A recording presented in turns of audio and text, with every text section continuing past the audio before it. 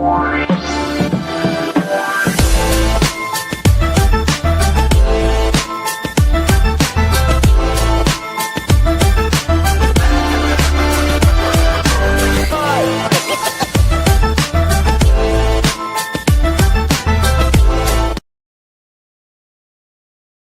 information shared on this podcast is for informational and educational purposes only and is not intended to be a substitute for professional medical advice, diagnosis, or treatment. While we discuss topics related to mental health, well-being, and emotional support, we are not providing therapy or medical services. Always seek the advice of your physician, psychologist, psychiatrist, or other qualified mental health provider with any questions you may have regarding a mental health condition. If you are in crisis, feeling unsafe, or need immediate support, please contact a mental health professional or emergency services in your area. The views expressed by guests and hosts are their own and do not necessarily reflect those of any affiliated organizations or institutions. Get inspired, get motivated with M.A.Y.A and the M.A.Y.A, My Ambition, Your Ambition podcast. Something that I take pride in is trying to be forward thinking, thinking outside the box, challenging myself. And as I challenge myself, hopefully I challenge you. Find M.A.Y.A on Twitter and Instagram at M.A.Y.A_Akai. On Facebook at M.A.Y.A Akai Presents. We're going to talk health, wealth, fitness, mental health, financial, lots of different things that can empower you as you seek out the ambition that you're pursuing. Or get everything M.A.Y.A at M.A.Y.A_Akai.com.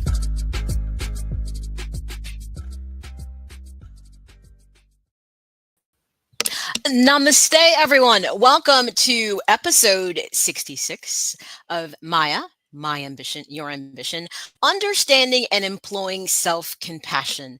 Boy, this seems like a really simple concept, but you'd be surprised how many of us really aren't as acclimated with it as we should be. So I figured it was warrant a conversation so I could get everybody on the same page and see where can we get you to give in yourself just more grace, which often makes the world a lot easier to deal with. But before we jump into episode 66, of course, we always have to do our housekeeping. Remember, you can always find episodes of M.A.Y.A, My Ambition, Your Ambition, at M.A.Y.A-speaks.com. Just go to the podcast drop-down menu, click, and all podcast platforms are there. Speaking of podcast platforms, you can find me on iTunes, Apple Podcasts, iHeartRadio, Amazon Audible, Spotify. Pretty much, if it's a podcast platform, you can find me there. Just search M.A.Y.A, M.A.Y.A, My Ambition, Your Ambition. Of course, remember to subscribe to my YouTube channel. It's M.A.Y.A Speaks to You. And of course, you can subscribe and share. And then anytime there's podcast coming up, you'll get an alert because you have subscribed. And that's a big part.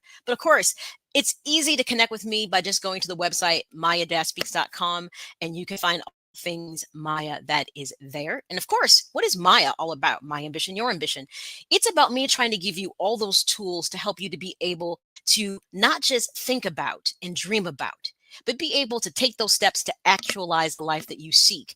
Here is about taking this time out. It's like roughly a 60-minute podcast. Sometimes it could be shorter, but never longer, where I bring in salient topics that I really believe that can help you more than just think about or dream about the things you want to achieve and help you figure out how to actually actualize those things. So that's the key thing. It's time out for you. So I always encourage people to maybe grab a pen, paper, jot down some notes, some thoughts that you might have, because later on you may come back and say, hey, I never really thought of things that way. That gives me something to really process. Let me research this more. Let me go find more information on this topic. Or you might say, something, maybe therapy isn't as, strange as I might think it is. It's amazing to be able to have your own person help you work through your things. That's what your therapist is. It is your emotional and mental, you could say, fitness coach, so to speak. And most people don't see it that way, but that's really what it is. Because everyone that comes to therapy doesn't come with maybe a huge issue. It could be a simple thing they're trying to process, and they don't want to bring it to their family and friends. They want that person who can listen to them and not judge them. That's what therapy is really about. It's not one size fits all. So this is what this podcast is about. It's not to give you information in regards to I am not your therapist. I'm hoping if I say something here and you think about it, maybe you'll pursue someone in therapy to help you to dive deeper into the issues you're having. One of the big things about M.A.Y.A that's always important, and I forgot to mention in the other two episodes, but I'm like, I got to get back to it. Remember, It's about creating that Maya toolbox. And that Maya toolbox is anything we work on. It is about literally the takeaways from the episodes that can help you to establish and maintain the emotional and mental balance that you need. So, hence, we've covered things from emotional intelligence, self awareness, self regulation, mindfulness, self worth, all those things. If you've been listening to the roughly 75 episodes of Maya that exist, you should have quite a bit in your toolbox. So, I want to say, hey, if you're a returning listener, fantastic. If you're new, fantastic. Take out your toolbox or get ready to put things in your toolbox. I always say, buckle for safety, not because it's rough, just because it's always good to be safe and to give yourself that space to feel, because that's what Maya is all about. So make sure you got out that emotional toolbox. With that being said, let's jump right into the idea of what episode 66 is about: understanding and employing self compassion. It is so amazing how so many people legitimately do not get this.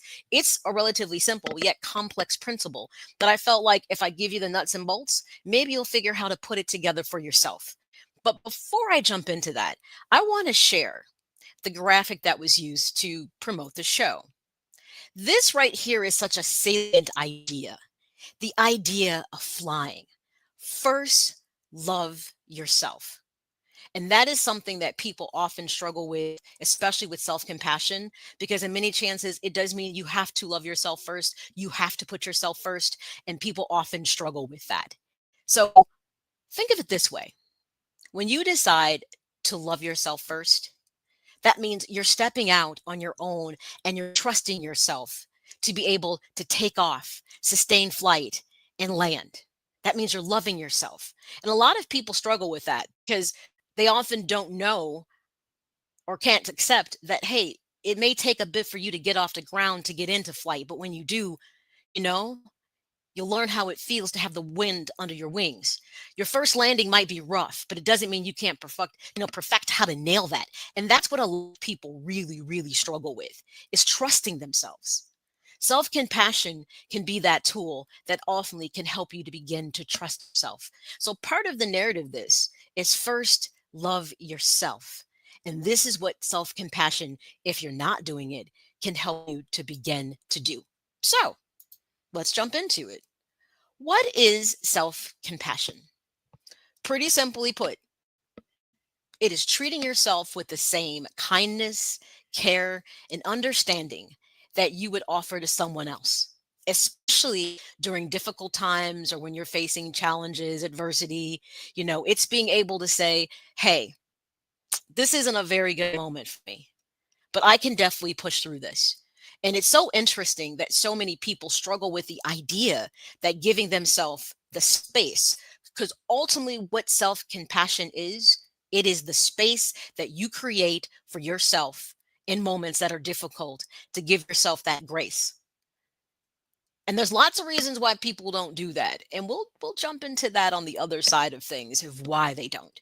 But remember, specifically when things are challenging, if imperfection steps in, because many people deal with the idea of perfection, which within itself we know is absolutely ludicrous, because there is nothing really perfect in this world. Something may start out perfect and perhaps pristine, but maintaining that is almost impossible with most things. But a lot of people always want to exist in this vacuum of thinking perfection is the only thing that's acceptable in this world. Well, that's not true. So it's being able to accept imperfection, and it's also being able to navigate feelings of failure. Self compassion, like I said, allows you that space to accept that you've made a mistake, take accountability, and learn from the situation so that you can grow. So, the very thing that you can awfully give to someone else when they make a mistake and say, I get it, I understand, no big deal, hey, you can do better. In fact, we often will tell someone, hey, it's okay this time. You can do better next time. And yet we cannot even employ same thinking to ourselves. But there's reasons why people truly legitimately struggle with self-compassion. And what does it come down to? In most cases, more often than not, it comes down to the idea of learned behavior. It's about the origin story, why you may lack self compassion. To be more specific, like legitimately, And it's funny, Freudian things always pop up in conversations, but ultimately it can come down to childhood implications. Often we learn to have a lack of self compassion from the experiences that we've had in childhood. So I always say, if you're sitting here with me and you're hearing this conversation, and you say to yourself, I'm pretty sure this is not my strongest place, that I do need to work at being better about giving myself some space and grace when I don't do as well. I would say you're on the right track, and I would call that your childhood corrective action. It's like you've put yourself on notice that you know you lack self compassion because you often were not taught it. And as an adult, because you are now the architect of your present and your future, have decided I need to incorporate this to my life, because a lack thereof it is often why I struggle in situations so hard. But that's one piece of it. So when we talk about role of the learned behavior, what does that really mean? Well, let's have a little food for thought. How were you taught to deal with adversity? Think about that. If you're in my age range and you're about, let's say, 50 plus, let's be honest, self compassion, we can love our parents to death, is not necessarily something that we were taught. And it wasn't because of them trying to be malicious people. It's often because they were not taught self compassion. You know, as kids, you often heard, suck it up. There's no crying in baseball, all those things. Big girls don't cry, big boys don't cry. But if you're hurting, you have a right to express that emotion. So there were many generations where the idea of giving yourself space and grace to work through things just was not part of what the culture dictated that people would learn. So when we talk about where your lack of self compassion comes from, I guarantee you, more often than not, it starts in childhood. Is that an aha moment maybe for some people? Maybe. Is it a light bulb moment that you can say to yourself, okay, kind of thought the way I was brought up was pretty good, but now that I thought about it, maybe it wasn't the best in regards to how I was taught to communicate or how to manage my emotions. I might have learned things about respect, work ethic, and things of those nature, and loyalty and honesty, but maybe at the same time, you didn't learn those tools about communication and emotional intelligence and self compassion. So just because maybe you missed these things or weren't provided these things in childhood does not mean that you still did not have a good childhood. It means your parents gave to you what they thought was appropriate for you to have. But now that you're an adult, you have the opportunity, to do things differently. So hopefully for some, that maybe was an aha moment. But when we talk a bit about the role of learned behavior, so talk about childhood. Here's how you can probably gauge kind of where you fell on the continuum of learning self compassion. One, as a child, were you scolded or punished when you made mistakes? Were you made to feel ashamed or guilty when you made mistakes or didn't perform up to a certain expectation? Or, especially when you didn't perform up to a certain expectation, were you made to feel not good enough if you failed? Because for so many adults I know who've become, let's say, high yet maybe overachievers and don't give them space when they don't hit that mark they thought they would, it often comes from childhood that you often were taught that you want to be more than just average. Being good is moderate. You want to be great. You should achieve this. And we carry that mindset with us into adulthood, which, don't get me wrong, can be a beautiful thing, but it also can be a detriment at the same time if you can't accept that you're always not gonna be on. There are going to be some times you're going to be off the mark. And it's what you do with when you're off the mark that makes a difference. So, childhood plays a lot into it. I'm also going to couple that with societal norms. We often live in a society that pushes that very same narrative, that you want to be exceptional at things, that there is no room for imperfection. This is why there are two sayings that I absolutely hate when I hear people say, because it's not being authentic and it's not giving yourself self compassion. One, fake it till you make it. How about not? How about you be comfortable with where you are in your life? And if you aspire to be more or to do better, then that's the goal. Put the plan together to where you want to be. But make sure you're not trying to achieve things through a lens that is somebody else's dreams and goals and not yours. Often, many people live through the lens of their parents because they told them this is what you should be. And they often find that's not what they want, or society dictates to somebody that if less you make this kind of money or drive this kind of car, hence the other saying, keeping up with the Joneses. Who are the Joneses and why should we keep up with them? These are things that society also puts to us that often can put us in a space to one, not be authentic. And often when we're not be authentic, it means we can't accept who we are. We're not giving ourselves that space and grace to grow, which is self compassion. So, understanding the role of learned behavior, or if you lack self compassion, of what's the root of it. And by the way, it might be numerous things that might be the root of why you're lacking self compassion. It's interesting. Often children don't know how to deal with things because they're not mentally trained, they're not emotionally trained. But I've said it 3 times already, and I'll say it again. You are now an adult. You are the architect of your present and your future. Other people gave you the foundational pieces that you put down in the building materials and often shaped it for you. But if you have found that what you have built your life on, that foundation, does not meet your expectations, you now have it within your means to change that. You can change your emotional and mental trajectory. And a lot of people don't really realize that they really have the ability to do that because they become so locked into things. Now, it's interesting because realistically, most people might say, well, Maya, okay, you said something here about, okay, adversity. And now that I reflect back on my childhood, there's probably a large portion of why I'm not self compassionate because I was kind of taught to be a high achiever. I always was taught maybe that failure wasn't an option. And I always felt that I had to do things perfect because anything else wasn't accepted or wasn't good enough. Hence, I was always running myself emotionally and mentally ragged because of the foundations that were laid for me, which someone might have meant well, but they don't realize the detriment they might have caused to you. So let's just say you've come to realize that. Okay. Well, here's what's key. What are you going to do with that at this point? Because most people, okay, they may know what self compassion is now, but you may be saying to yourself, well, how am I supposed to gauge this? Well, I would tell you it's important to be able to figure out where you stand in this.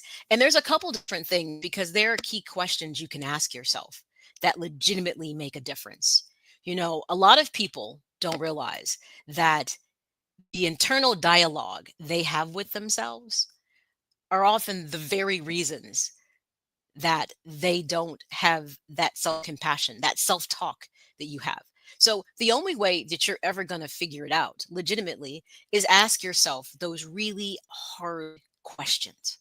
And by the way, nobody likes to ask the really hard questions, you know, and those questions are a host of different things that can be, do you give yourself the space that you would give others? So ask yourself, one key thing is this: when I make a mistake and I realize it, do I handle it the same way I would talk to maybe my partner or my child or my best friend? Do I would be supportive, maybe honest, but supportive? Do I give myself that same emotional mental support?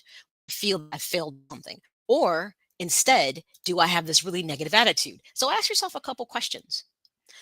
Do you find that you're often disapproving and judgmental about your own flaws and inadequacies, but yet you'll tell someone else, hey, that's who you are, that's who makes you unique? When you're down and struggling, do you tend to obsess and fixate on everything that's wrong versus just that moment in that situation? When things are going badly for you, do you see those goals as part of life, or do you make it bigger, catastrophize it? When you think about your inadequacies, do you kind of separate yourself out like you're the only one could potentially be struggling? These are the kind of questions that you have to ask yourself in order to figure out what your level of self compassion. Well, you're like, okay, well, here's one better. I am a huge fan of Dr. Neff. She is the expert on self compassion. She has a self compassion test that has roughly, I think, 26 questions on it. And on those 26 questions, it gives a variety of different things. You answer, it scores, and it'll give you an idea of where you sit with your self compassion and the areas where you need to work on them. Because I don't expect for you to just do this deep reflection to figure it out. You probably already have figured, yeah, I am definitely I lack a lot of self-compassion. But I want you to dive a little deeper to figure out what that means. Like, how? Is it specifically the worldview? Is it more individual? And with doing this self-test that is on the site by Dr. Kristen Neff, who, by the way, is a fantastic resource, it'll begin to help you shape and understand where you stand with your self-compassion. So this is a resource that I will revisit again by the end of the show, because it is definitely something that I think, to be able to have concrete idea, not just now you know you lack self-compassion, but exactly how you lack self-compassion, I think can be the difference in doing work, and it gives you something substantial to put into your toolbox.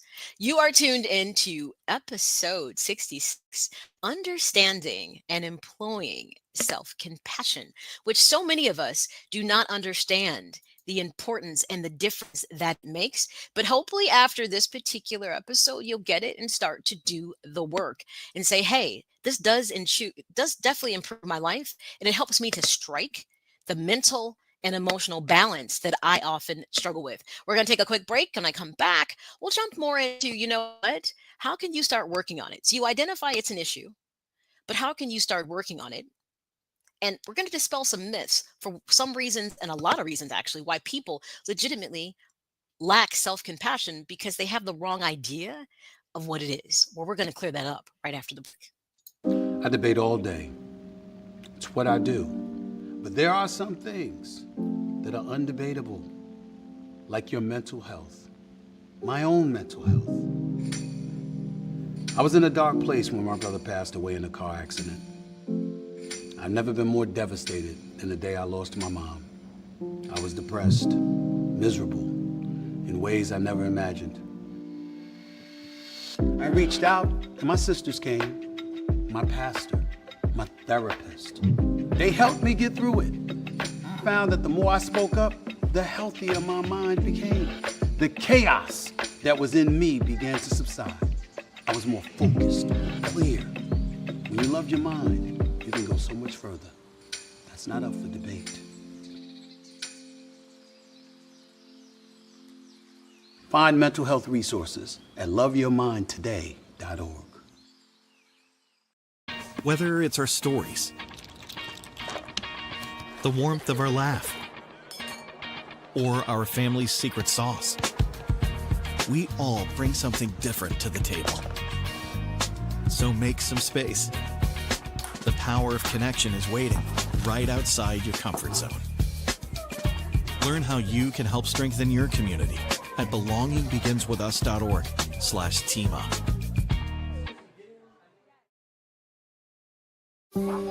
You've served our country and made us proud. Many of you have come home, continue to lead, and look out for one another. So it's important we all learn the 5 signs of emotional suffering. If you or someone you know is experiencing one or more of these signs, reach out, connect, offer to help. Hey, what's the matter? In or out of uniform, we can help our families and nation stay strong. Visit changedirection.org.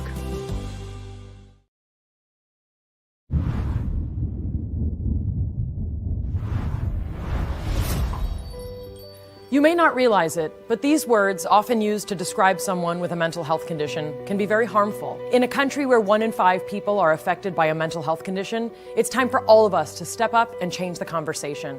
Just because someone's struggle isn't obvious on the outside doesn't mean they aren't hurting on the inside. We need to see the person, not the condition. Join with me, pledge to be stigma-free. Whether you're on the go or listening on your cell phone, tablet, or laptop, you can find the show in the iTunes, Google, and iHeartRadio platforms. With all due respect, I believe this is going to be our finest hour. Just search M.A.Y.A, My Ambition, Your Ambition, and get ready to be inspired and motivated to harness your ambition.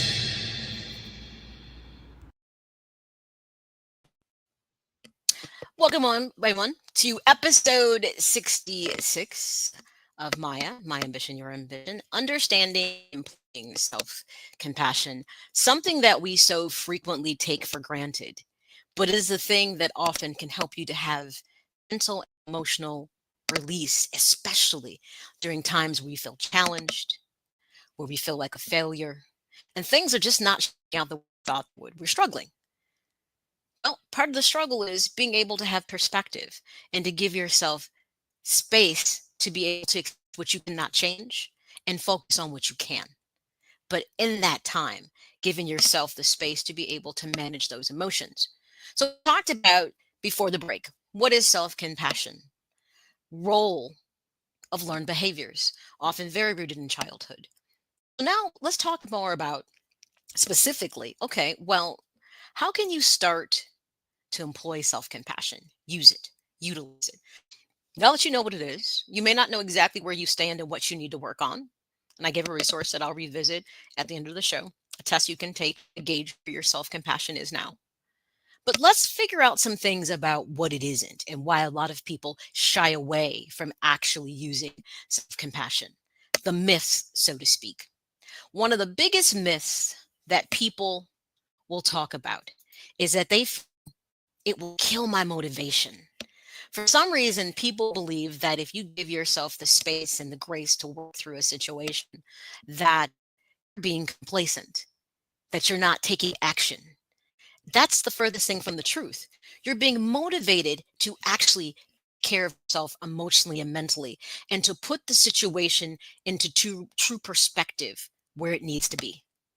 So, just as you decide to step back and give yourself space in a situation to be able to manage it emotionally and mentally, does not mean that you are not motivated to do better or to make change. So, that's the first thing. One of the myths of why people think they shouldn't have self compassion. Another myth is about it's nothing but self pity. Like, wow, if I give myself the legitimate space to deal with a very difficult situation, that, oh, I'm being giving myself pity. Not at all. It's acknowledging that you knew something was wrong. You could have done better. There's a host of things, but being able to stand for yourself and say, I know this isn't my finest moment, but I can do better. That's not self pity. That's just giving yourself the space to be able to figure out how to go and how to improve. Another big one, and this is probably one of the biggest ones I hear people talk about of why they struggle with self compassion. It's selfish, it's indulgent. People feel like if they carve out a space for themselves to do real self care, emotionally and mentally, that that's a selfish thing to do, that they should be pouring all their energy into others. By the way, this right here really hinges big on episode 65, Understanding the Economy of Self, about you as an individual has a limited amount of resources you have available to you emotionally, mentally, physically, time. There's a list of resources that you have to identify.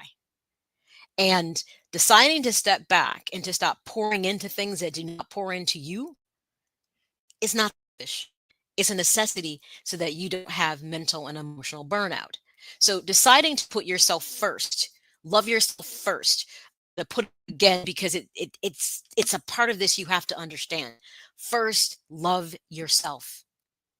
When you love yourself, so many other pieces of your life will fall into place. But if you continually put others before you put you and you believe this will become the source of your happiness, this is why you probably often have felt that life has failed you or you have fallen short because you had expectations of others to do better or to be more than you even expected of yourself. So, self compassion is about learning to fly. It's about taking off and knowing that you're going to be unsteady in flight initially, but you find the rhythm when you get the wind under your wings.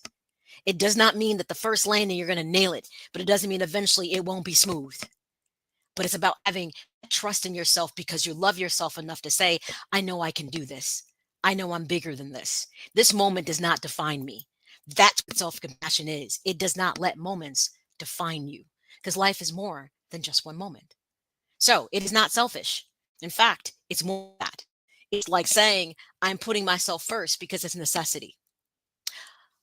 Another thing that people struggle with, a myth, is that if you're not being critical with yourself, then you're not being accountable or you won't grow. This is such the furthest thing from the truth because compassion is really about critiquing and compromising with yourself, not criticizing yourself. I'll be honest, when people employ criticism in any form of feedback, and self feedback is really what self compassion entails, being able to really sit down with yourself and be honest about the situation. But I'll be honest, even if you're talking with someone else and giving feedback, if you are critical in the feedback, chances are it's not going to be received well at all. They may discount what you say. It may not, get the outcome you want, especially if it's a relationship that has value. Criticism will never get you anywhere. It's about giving feedback that's critiquing someone and it's valuable. And that's what self-compassion is. It's about giving yourself valuable feedback that's not critical. It's honest. I didn't say it's not going to be honest because the truth hurts. We all know that. But when I say give yourself feedback, it's important to be honest within that feedback. Don't sugarcoat it like, oh, yeah, I could do better. No, no. What really happened here? What did you fail to do? It's about really identifying what went wrong with something to figure out how you can do it better or not repeat it, especially if it's something that really compromises you emotionally and mentally. You have to break the cycle of poor behavior because you're not really looking at and analyzing the behaviors, not giving yourself proper feedback, but give yourself feedback with grace. Give yourself some space. So it is not imperative that you be critical of yourself in order to really be able to give yourself feedback. Here we can go. Let's just go ahead and have another toolbox moment, an aha moment. This is what this looks like legitimately. If you find that you are telling yourself that you are your worst critic, that you are super hard on yourself, that right there becomes the indicator that you are not exercising self compassion. Because, like I just said, you can still be honest with yourself, have good self feedback without it being critical. It just needs to be honest. And for some reason, people struggle with the idea that honesty does not have to always be brash and mean. Yes, sometimes the truth does hurt, but it's how we choose to deliver it. If you put it in compassion and honesty, it doesn't mean you're trying to tear yourself down in a situation that probably already has done that for you. So, an aha, a light bulb moment. That if you say you're your worst critic, that right there is an indicator that you're not practicing self compassion. Okay, another myth is that it's a sign of weakness. Like, well, if somehow I don't hold myself accountable or if I'm not negative with myself, then I'm being weak. I need to suck it up and deal with things. Like they say, there is no crying in baseball. Big girls don't cry. When you see parents, for instance, will say, like, say a kid hurts themselves. They fall and they skin their knee or their elbow. And like, get up, suck it up. Okay, really? Okay, it hurt. So what you're trying to teach your child is that pain is not real. That's not a really That's just not a solid thing from an emotional standpoint to teach a child. It's like, okay, stand up, you hurt yourself. Okay, you talk about it. You help them understand what they did wrong. So let's just say a kid failed a test or they lost a game or something, opposed to making them feel bad, like, oh, just try harder next time. Because what that puts in their head is their effort wasn't good enough. Does it mean maybe their effort could be better? Absolutely.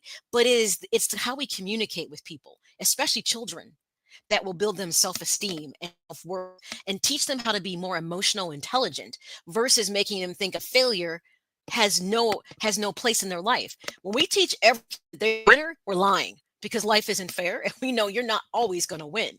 But if we teach them how to deal with a loss and how to grow and how to be better, that teaches them how to deal with adversity and to give themselves space to know I can do better next time. Here's what I didn't do right. Because here's the thing, people, what self compassion is not about is a lack of accountability, a lack of honesty. It is all those things, but it is giving to yourself in a perspective to say, here's why this situation didn't go right. I should have done this. So I'm going to say this. Self compassion is this, and it can be the hardest thing, especially if it involves someone else and say you've done something. Accountability is huge. That's what most people struggle with, and a lot of their relationship dynamics. So this is what this looks like. It's about issuing an apology for what you did wrong. It's saying, I'm sorry. That was my fault. I didn't expect that to be the outcome, but it was. It wasn't my intention. I owe you an apology for that because that's just not the way I thought it would turn out. I'm sorry. Be prepared for when you issue an apology. By the way, that's an episode way back, The Art of the Apology. You don't issue an apology because you expect forgiveness. You issue an apology because it's the right thing to do because you're acknowledging you did something that was wrong. And that's the key thing. Too many people expect when they say, I'm sorry, for someone to forgive them. Depending upon the gravity of what you've done to someone, they may not be in that position then or if ever to forgive you. By asking for forgiveness, you're asking and you're acknowledging to say, I know I was wrong and I owe that to you. And what they do with that is totally to them. And that's where you have self compassion and you then say, I did issue an apology. It honestly, sincerely, I meant it. But if they choose not to accept it, I have to be okay with that. I can't sit there and mull over the fact that they're not okay with it because maybe they're in a position where they don't have to be okay with it or they need time themselves to get to that place. But at least I did the right thing by letting them know I was wrong. I took accountability. I was honest with them. Self compassion says you did the right thing. Now give yourself the space and the grace to know that you made a mistake, but you took ownership of it. That's what self compassion is.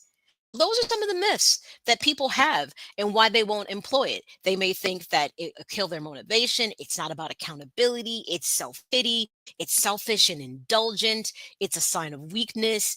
It is none of those things. In fact, it is motivation because you're moving forward and doing the right thing. It is being accountable for how you feel. It isn't self pity. It is about being accountable. So, those myths, you instantly dispel them because they're not.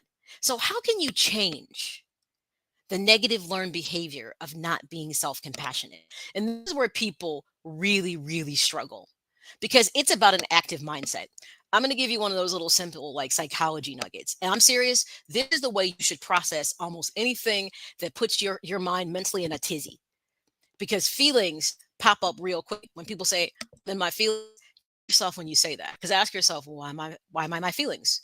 Is there a reason to feel this way? So there is a therapeutic modality called DBT, dialectical behavioral therapy. Love it. It talks about how we really exist and think in three ways. And those ways will obviously affect how we think, how then we behave, feel, so on and so forth. So it says we have three ways of thinking about things. There's what's called the emotional mind.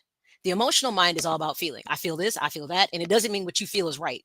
It just means in the feeling, you're pissed off, you're mad, you're hurt, whatever.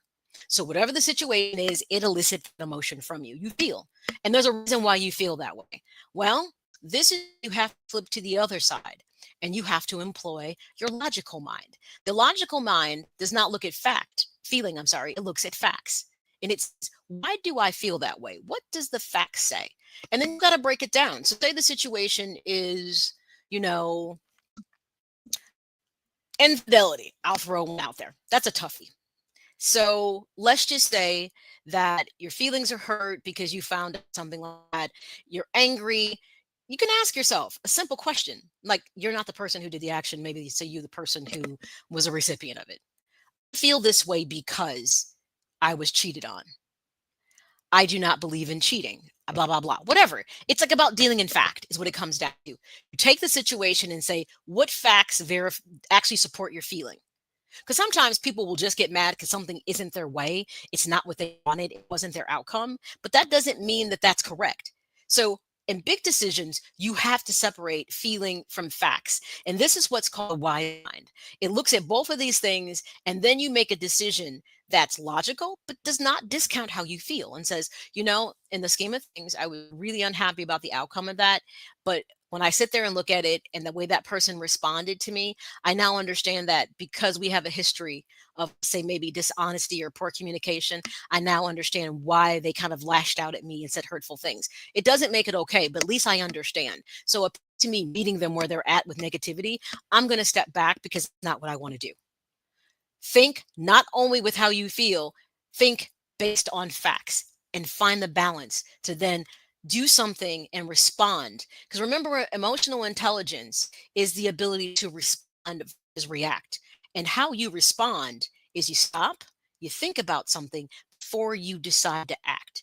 And you think about the feelings, facts, and then you respond. Because when you react, guess what? It's usually I'm 100, there's no filter. And then it may not be what you really want to do. And you have to go back and then you got to wheel it back in and be like, yeah, I'm sorry. I just was so angry in the moment.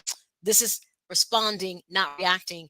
That your emotional intelligence is growing because you have a better command of your overall emotion. So, how to change the negative learned behavior? There's a couple basic things I'm going to tell you, and they're not rocket science. One, you have to acknowledge the issue you have with self-compassion. So, like I said, Dr. Kristen Neff has a website that's all about compassion. Amazing resources. Go take the self compassion test. It's 26 questions. It'll help you to gauge not just that you're struggling with self compassion, but specifically the areas. Because it's better to address something when you can look at the part and not always just the sum of the idea. So yes, this is the sum of self-compassion, but it has a lot of different parts. This is where I'm more deficient. I'm actually not always off point here, but this is the part that I really struggle with. So then you could do the work specifically on the area where it needs the energy and not place the energy where it's not needed. Then once you've pretty much acknowledged where your level's at or what you need to work on, then you got to be mindful. Mindful is an everyday activity. And I say this to people all the time. Don't just be mindful in a moment. Every day you have to wake up with the mindset of today is going to be a day that could be challenges. But before I decide to move forth, let me just make sure I'm in the right mental frame of mind. So if you know it's a day where you woke up on the wrong side of the bed, it's okay. You know it. Just don't act that way and encounter people that way. Put it in check. You have to actively change your mindset to reflect not only how you feel, but the facts of the situation. So it becomes a mindset change. So you're mindful about it, you acknowledged it, then you're mindful of your attitude towards yourself. And once you know your attitude towards yourself, then you change the mindset. And that mindset involves the internal narrative you have with yourself about things. If you're always negative, thinking the worst, catastrophizing, like I'm not good enough, I do this, I do that, and then all of a sudden things change. You're like, okay, things are better. But that mindset you had during that challenge or adversity was the thing that you didn't give yourself that space and the grace to be able to be more reflective and probably not in the long run do the unnecessarily emotional and mental harm that you do to yourself. Most people do more harm to themselves as they internalize things than sometimes on the outside because they lack self-compassion. So though I don't feel any of these things are rocket science, I'm going to tell you they're hard because it's about discipline and a commitment to you. Loving yourself first before anyone else. That right there is what makes this such a complicated thing to do. As I mentioned, everyone, a wonderful resource is Dr. F. You can find all of her self-compassion stuff at www.selfcompassion.org or -compassion.org. She's got everything from the self-compassion test. There are guided meditations to help you with your thinking.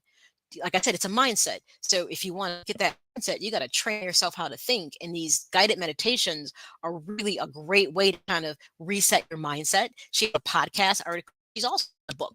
So if you feel like I do feel like I need to dive into self-compassion because I feel like I could really improve myself greatly by the way I just kind of treat myself, which then hence how you treat you is often how you let other people treat you, by the way.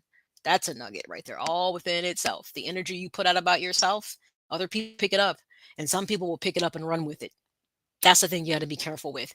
But a wealth of resources. Cracked. Dr. Kristen is like expert at this. Her stuff is fantastic. I think everybody could get something from it. I'm going to say it again before I go. First, love yourself because there's only one you. And how you love you is how you project yourself to the world. And don't be afraid to fly, which is first love yourself. Because when you learn to fly, you can see the world from a whole nother perspective. And that's where you want to get to see the world from a whole nother perspective and not always looking up, being able also to look down and to see the forest for the trees. So, everybody, thank you for tuning into episode 66.